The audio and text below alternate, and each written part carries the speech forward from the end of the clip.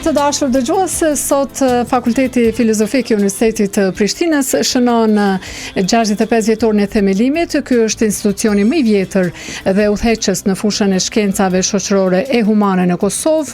Një konferencë shkencore do të mbahet për të shënuar këtë vit jubilar e ne do të flasim tani në një linjë me dekanin e këtij fakulteti, profesor Bekim Baliqin. Profesor, mirëmëngjesi. Mirëmëngjesi, gjithëve faleminderit shumë për ftesën edhe për njoftimin në rreth. Urime për këtë përvjetor. Faleminderit, është kënaqësi e veçantë. Do donim të ju kishim në studio të detajonim pak më mirë, pak më detajisht këtë ngjarje, por e di që keni shumë punë, keni me prit mysafir, e Nikoshiri do të më qenë të shtëpia për me prit. Faleminderit edhe për mirë kuptim, po. Patjetër. Si do ta shënoni këtë përvjetor, profesor? Ne sot pre orës 4 kemi një ceremoni kështu kremtimi ku do të ftojmë mysafirët ashtu siç paralajmërohet edhe nga Tirana dhe nga Tetova dhe nga gjithë rajoni apo të themi kemi edhe mysafirë ndërkombëtar. Dhe me këtë rast do të shpalosim një historik të fakultetit. Gjithashtu do t'i kujtojmë momentet kyçe, kontributin që është dhënë. Si dhe do të ndajmë mirënjohje për ndoshta nuk po e shpalosim për shumë emra që kanë kaluar në për këto vjet. Po, por ata që kanë dhënë një kontribut të jashtëzakonshëm. Po, sigurisht, profesor, 65 vjet nuk janë pak dhe është institucioni më i vjetër në fushën e shkencave shoqërore e humane në vendin tonë. Njerëzit kanë pas ideale të kryen fakultet. Sigurisht njerëzit e parë që kanë hyrë e kanë dalë nga ky fakultet kanë nostalgji të madhe. Çfarë historiku ndani me student për fakultetin që drejtoni? Me datën e 30, pastaj ne do të vazhdojmë me një konferencë ndërkombëtare që bëhet me shkakun ose si më thonë në vigjilje të 65 vjetorit dhe aty do të kemi kumtesa të ndryshme që shpalosin historikun edhe nga ana e revistave që janë botuar, edhe nga ana e kuadrave që kanë diplomuar, edhe kontributi shoqëror, politik e arsimor pastaj i fakultetit. Kështu që i ftoj të gjithë dëgjuesit që me datën 30 në kuadër të Fakultetit Filozofik të na vizitojnë, aty do të kemi edhe ekspozit, ku do të shpalosen fotografi, kështu nga arkiva, fotografi me karakter historik.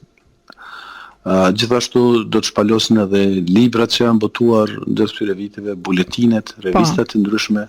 Kështu që i ftoj të gjithë të vinë në Fakultetin Filozofik dhe të shohen apo do të inaugurojmë edhe një sallë të re me gjetjet arkeologjike që janë bërë gjatë viteve nga kolegët tonë, nga Departamenti i Historisë, Arkeologjisë dhe Antropologjisë. Gjithashtu rikujtojmë që nga ky fakultet kanë dalë pastaj fakultetet të tjera, sepse siç thatë është fakulteti i parë. Edhe nga ky fakultet më vonë ka buruar edhe vetë Universiteti i Prishtinës. Pra është para vetë Universitetit të Prishtinës 10 vite më herët. Histori shumë e gjatë dhe prandaj ka pasur rol jetik, siç thuhet, edhe gjatë dekadave dhe për të derivuar gjithë këto nevoja tjera për universitetin. Absolutisht. Pra, edhe Akademia e Shkencave e Kosovës, edhe Instituti Albanologjik, edhe Instituti i Historisë, edhe shumë institucione tjera kanë dalë nga Fakulteti Filozofik, sepse fillimisht brenda saj ka pasur edhe departamentet të kimisë, të fizikës, matematikës, të filologjisë, në një profil shkencor tjetër të ndarës. Po, dhe pastaj, si më thënë, janë zhvilluar dhe janë krijuar. Këto ndryshime, rolin e këtij fakulteti në dekada, a keni kontaktu profesorët e vjetër, ata të parët, a janë në jetë, ata që kanë kaluar në për ato dyrë? Po, disa për këtyre sigurisht që janë ende gjallë dhe janë mysafir sot në kremtimin e 65 vjetorit, po ka disa për tyre që fatkeqësisht nuk janë në mesin tonë. Ka emra të shuar të cilët kanë dhënë një kontribut të madh shkencore shoqëror të Kosovës. Kujtojmë këtu ndër të parët kanë qenë profesor Dervish Rozhaja, pastaj Idris Zajeti, Ganilo Boteni, po shumë të tjerë, pra mos të vazhdojmë shpesh me emra, po janë emra të mëdhenj, të jemi kështu që janë në një mënyrë themeluese dhe të shumë institucioneve të tjera. Sigurisht, profesor. Po du me fol tash për ditë të sotme dhe Fakulteti Filozofik duhet mjë përshtat nevojave të tregut, të punës e të rinisë sotme. Çfarë student keni? Çfarë profilesh keni?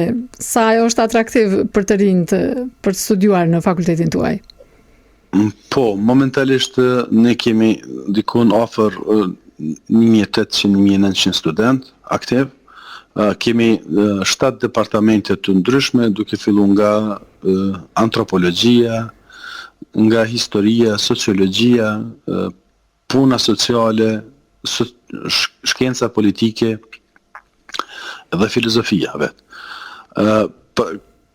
Ka studime në nivelin bachelor, në nivelin master dhe kemi poshtë një doktorat në histori dhe jemi në proces të akreditimit të programe të reja në trashëgimi kulturore, master pastaj edhe në punë sociale, e tjerë. Pra jemi duke zhvilluar, njëkohësisht kemi edhe 4 institute shkencore kërkimore brenda fakultetit. Ne zhvillojmë aktivitetet të ndryshme edhe kërkimore, po gjithashtu ka dhe aktivitetet të shumta si simpoziume, konferenca, kemi bashkëpunime të shumta me universitetet në rajon dhe në botë, në kuadër të programeve si Erasmus Plus apo programeve të tjera. Domethënë duhet më përshtat sipas nevojave të tregut në një kohë të digitalizimit e transformimeve globale, profesor, duhet më pa nevoja më u përshtat edhe ju si fakultet, për shembull, si keni me rujt vlerën e studimeve humane, sociale që keni brenda fakultetit? Është një transformim që po ndodh globalisht, të cilët edhe ne duhet të përshtatemi. Sigurisht ne në vend parë kemi pajisur gjitha sallat me teknologji të avancuar, pra përveç që ka, si më thon, internet pa tel wireless, gjithashtu ka edhe tabela të mençura smartboard. Pra janë kushtet pikëspare që ne po i përshtatemi për student. Pastaj jemi duke i modifikuar programet në atë mënyrë që të i përshtaten kërkesave dhe nevojave të studentëve. Pra që përdorimi i teknologjisë moderne, shumica e tyre literaturës janë në gjuhën angleze, studentët përforcohen në gjuhën angleze, po kanë edhe kurse, po gjithashtu edhe lëndë të gjuhës angleze. Pastaj kemi mjaft trajnime të cilat ju mundsojmë studentëve përdorimin e programeve të veçanta, për shembull për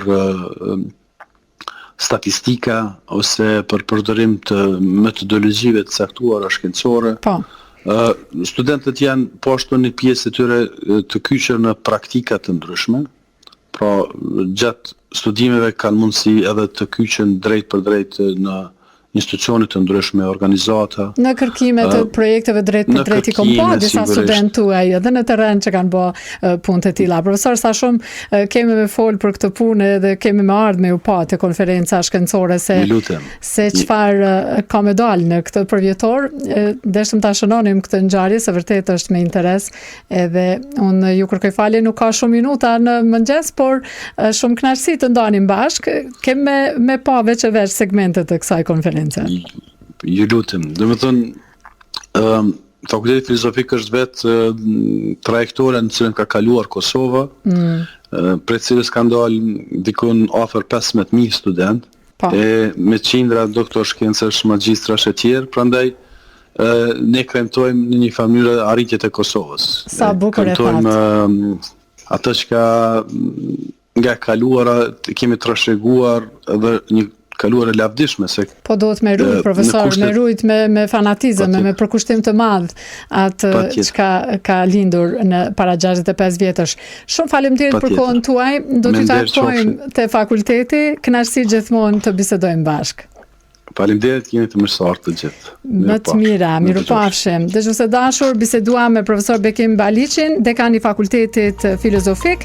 Ky fakultet shënon sot 65 vjetorin e themelimit. Është një vit jubilar që përmbledh një histori të pasur akademike, një kontribut të çmuar në zhvillimin e mendimit shkencor dhe një trashëgimi e fuqishme arsimore në vend, siç tha profesori.